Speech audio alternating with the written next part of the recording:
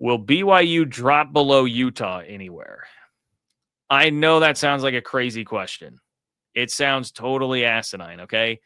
But based on past voter behavior, I feel like it's a question we have to ask this week, okay?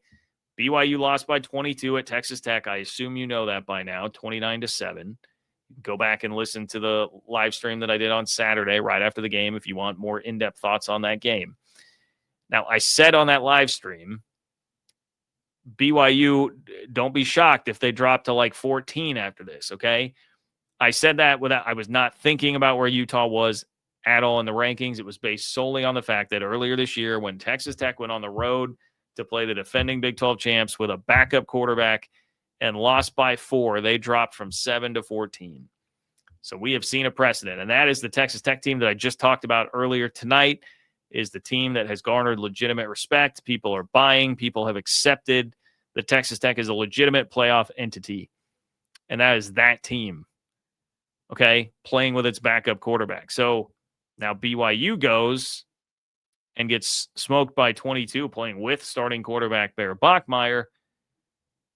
What could happen? That was my thought process. I was not thinking, hey, Utah's at 13 in the college football playoff rankings right now. So if I say 14, that's really striking up quite a controversy there. Would BYU fall below Utah? That was, I promise you, that was not intentional. Okay. But I did feel the need to address that a little bit, especially as Utah Twitter, at least some corners of it, have been pushing the narrative for 2 weeks now. Like, oh, hey, Utah is actually the best team in the Big 12.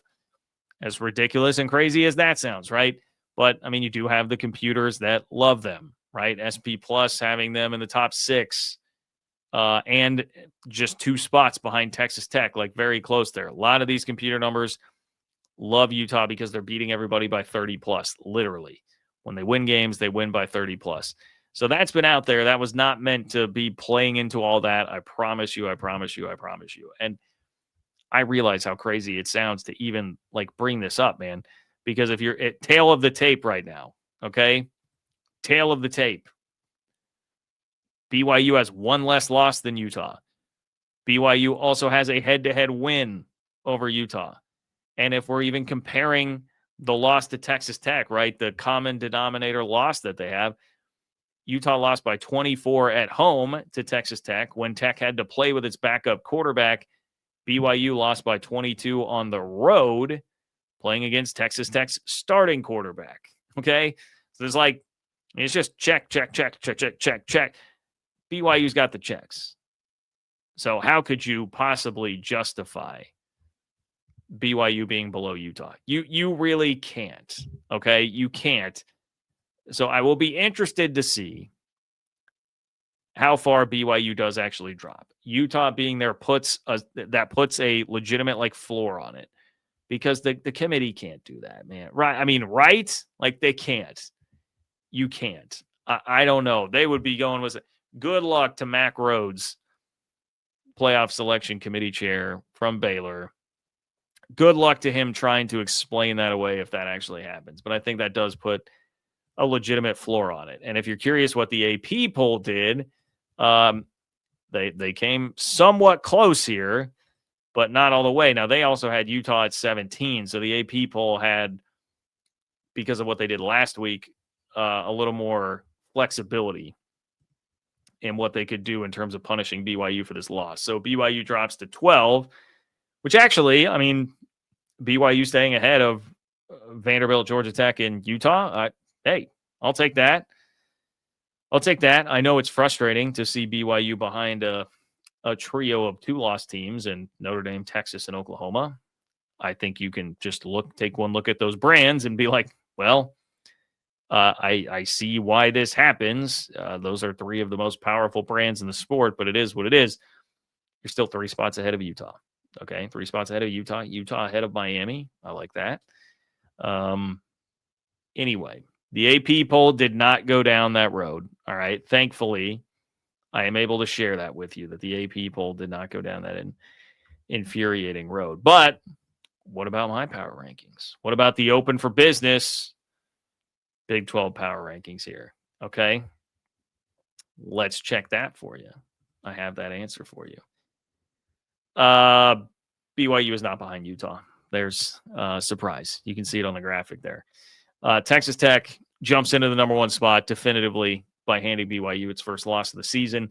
Not changing anything there at 3-4. Utah, Cincinnati. That makes a lot of sense. Arizona State sliding up. TCU, dude. This is where I'll get into a little bit more of the rest of the Big 12 weekend. The most disappointing team of the week to me. How, TCU? How? I come on here every week and say TCU frustrates me watching them because I feel like they should be so much better than they are. And what did TCU do on Saturday to take it with everything on the line? Still definitely involved in the Big 12 title race. There are tiebreaker scenarios where they could get in if they win that game. TCU has an 11-point lead in the fourth quarter against a free-falling Iowa State team, a team that has no reason to believe in itself in a clutch moment coming down the stretch in the fourth quarter. They've lost 4 straight, down 6 of 11 starters on defense. Rocco Becht is having trouble completing anything. He finished the game 9 of 24. 9 of 24. Okay?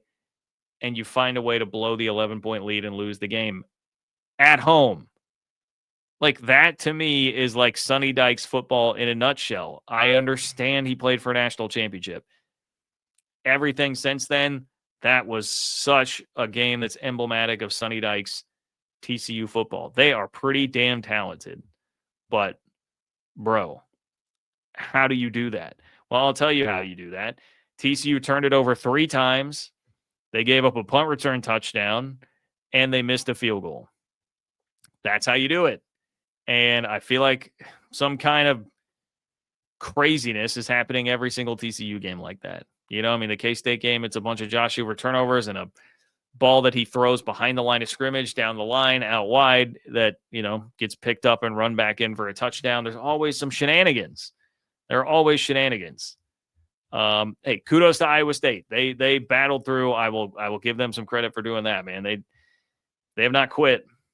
They have not quit. And credit to Matt Campbell for that. But that felt an awful lot like TCU just handing. I mean, TCU's driving to tie or take the lead and then fumble late in the game. I mean, it's just, that's how it goes. I do want to say here, Arizona moves up to number 7, a spot in front of TCU. Congrats to Arizona. I was a little hard on Arizona early in the year. They're now bowl eligible at 6-3. Now, Arizona could definitely, I mean, the last 3 games that they have are all losable. I would say at least, you know, 2 of the 3 are winnable. Maybe Cincy's winnable too. Maybe I should just say 3 of 3. They have to go to Cincy though. But they have at Cincy, Baylor, and at Arizona State. That's not an easy end to the schedule, and I think there's a ton of variance in what Arizona could be. They could be 6-6. You know, maybe you can squint and see 9-3 out of that too. A lot of variance. But either way, I'm happy for Brent Brennan in Arizona to be here. It seems like a lot of people really like that guy. By all accounts, seems to be a good dude. And Noah Fafita is the one also that I'm just thrilled for. Noah Fafita is a tough SOB. You've got to respect him for sticking it out this year. When Tetaroa McMillan left, a lot of guys transferred. He stuck it out, and things have gone pretty well. He has quietly had one of the best seasons for a quarterback in the Big 12. This was not his best day against Kansas. He got sacked 5 times and was held 100 yards below his season average. Only threw for 158 yards, but they found a way. They found a way. KU's defense had not been very good this year. They actually played one of their better games, but man, I know the story on the other side here. Kansas down at 12. KU fans are irate with Lance Leipold for finding a way to lose another one-score game. Kansas is 3-9 in one-score games the last 2 years. Last year, brutally disappointing with all the talent that they had back. Devin Neal, those receivers, Jalen Daniels, and they go 5-7. This year, they've struggled a lot in the one-score games. He also got blown out by K-State.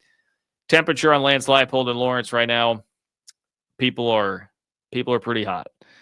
People are pretty hot about it. And look, this one, I get it. I mean, Lance Leipold made a pretty indefensible decision to kick a field goal on 4th and 2, a 30-yard field goal to go up 6. It's a 3-point game with 2:39 left. You've got 4th and 2. Basically, you get the first down, you win the game, and he kicks a field goal. Now, I did see Michael Swain, who covers Kansas, said that Jalen Daniels had been like pulled off the field, I guess by those that are like looking up top for like a medical reason, and he wouldn't have been able to play the next play. I was seeing at least some questioning about like if you take a timeout, can he come in the next play? So maybe there is something there where you should, I guess, cut Lance Leipold a little bit more slack. But that, I don't know, even if that's the case, they use like a wildcat package with Cole Ballard and let him run the ball. Go get 2 yards. The field goal doesn't do you much good anyway. And then guess what? You get what you deserve for that decision, and the field goal's missed anyway. And then Arizona drives down and wins anyway. Little recap of the Big 12 weekend there. Shout out to West Virginia, moving up to 13 after another win. They've got 4 wins on the season now. Seems like West Virginia's, maybe figuring some things out a bit here at the end of year 1 for Rich Rod. At least providing a bit of optimism heading into next season. They'll get like the ultimate, screw it, let's go give it a shot test at the end of the year against Texas Tech at home. Tech's got to go to Morgantown before they finish the season. So anyway, there you go. There's your Big 12 power rankings for the week. Some thoughts on what we saw in Big 12 football this past week.